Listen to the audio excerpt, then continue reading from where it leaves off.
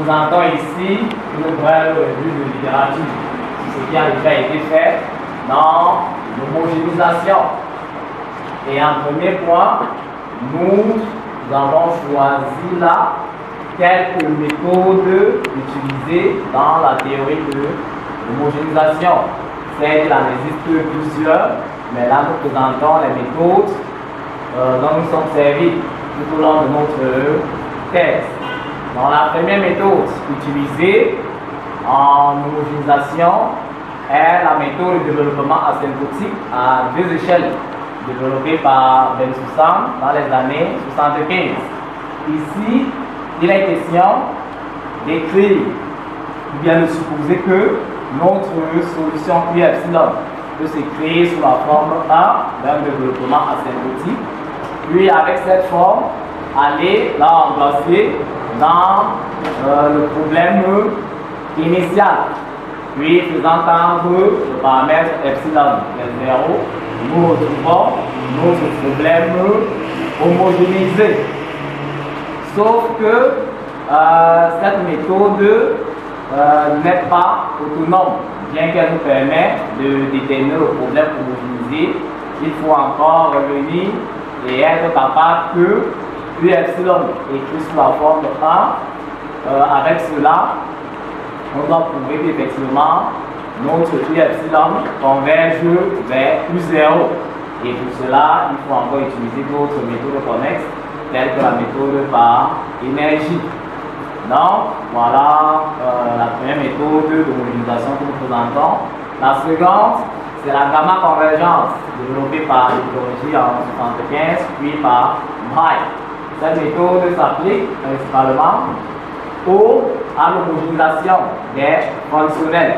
Et là, nous dirons qu'une fonctionnelle FH gamma converge lorsque sa gamma limite inférieure définie par la formule 2 et sa gamma limite supérieure définie par la formule 3 sont toutes égales.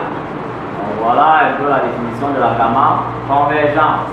La prochaine méthode que nous présentons est la fameuse méthode dite de convergence à deux échelles, développée par le compatriote Sergei en 1989 pour l'homogénéisation des EDP à coefficient périodique. Cette méthode a été reprise plus tard par Haller. Dans sa définition, nous dirons qu'une suite de fonctions Q epsilon converge à deux échelles vers une fonction U0 qui dépend de la variable x, y lorsque la formule 4 que voici est vérifiée. Donc, cette méthode a été initiée au départ par le professeur Guettin en 1989, nous l'avons dit, pour les problèmes à coefficients périodiques. Sauf que les coefficients ne sont pas toujours périodiques. Nous pouvons avoir des coefficients aléatoires.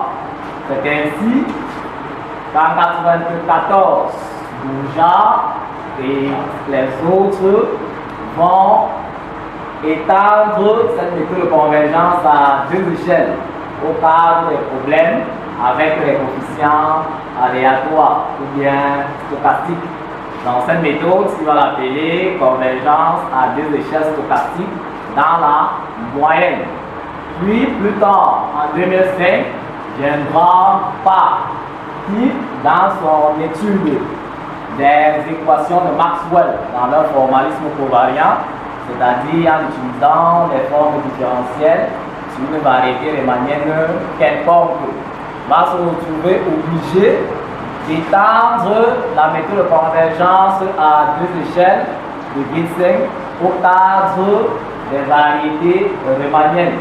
Il va donc l'appeler convergence à deux échelles géométriques.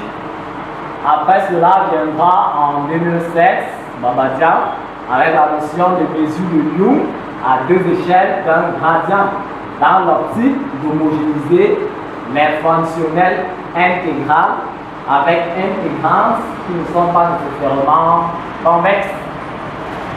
Puis, en 2009, le professeur Ginseng et autres vont développer